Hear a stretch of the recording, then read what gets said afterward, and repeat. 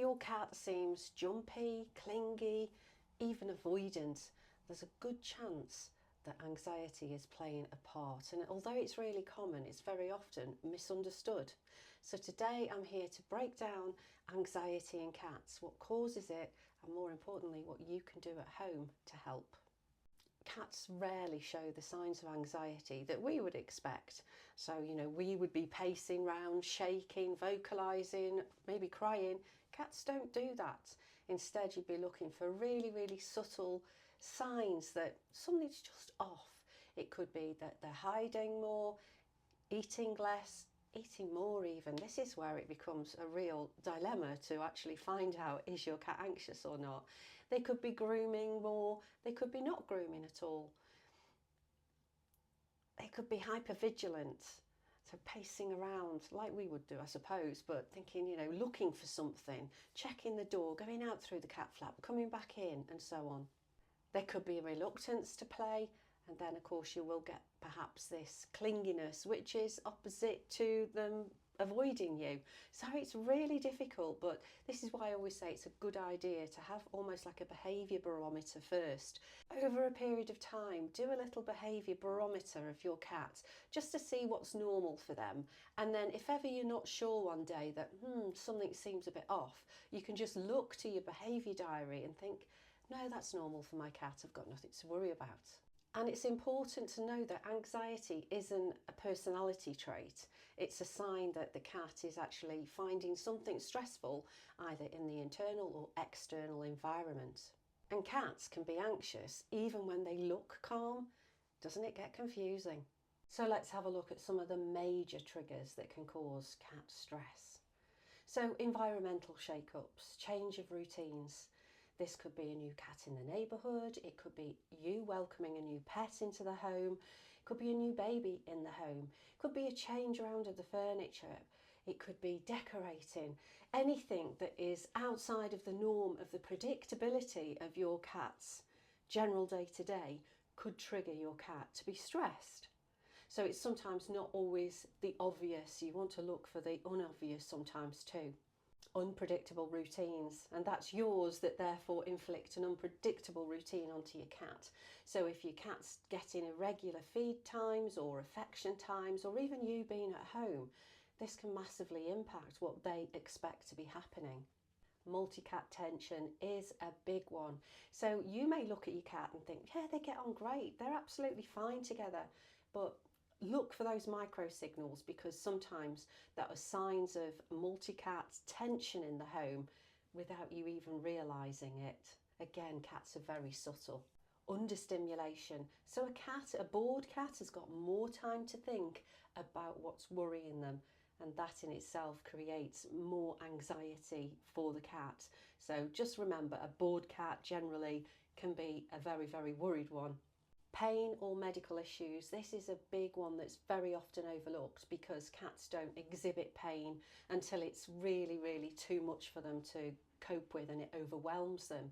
So again, referring back to your behaviour diary, take your cat along to the vet if anything isn't quite right, because it could be that your vet will actually pick something up that's underlying that you hadn't spotted.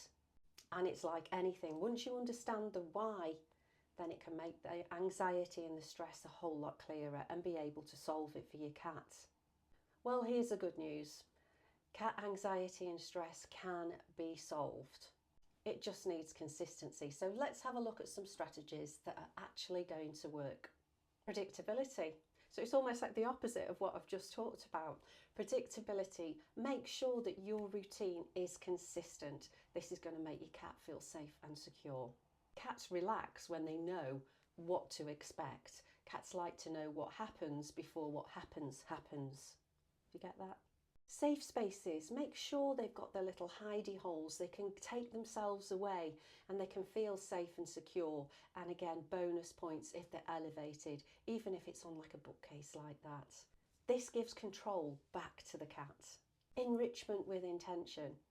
That sounds a lot, doesn't it? But it isn't. It's actually using things like puzzle feeders and forage mats. Give them a purpose.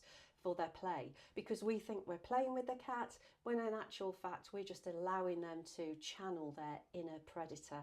So the more we can play with a predatory mindset, that's going to really help relax them, because they won't be bored and they'll be fulfilling themselves with what makes them feel good, predatory play. And if you notice that your cat is frightened of something, say for example the Hoover, then gradual exposure to this. We don't want to be flooding them. And this is a very outdated form of exposure to something that you try and teach an animal not to be fearful from.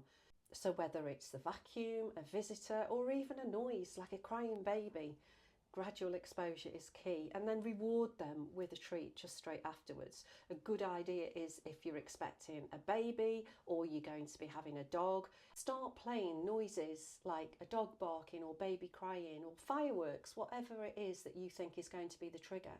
Start playing them on your tablet or your phone, and then start off on a low volume, short bursts, and give your cat a treat each time you play that sound. And then over a period of time you can play it for longer and an increased volume, and then the cat will begin to associate that noise with a positive experience, not a negative one.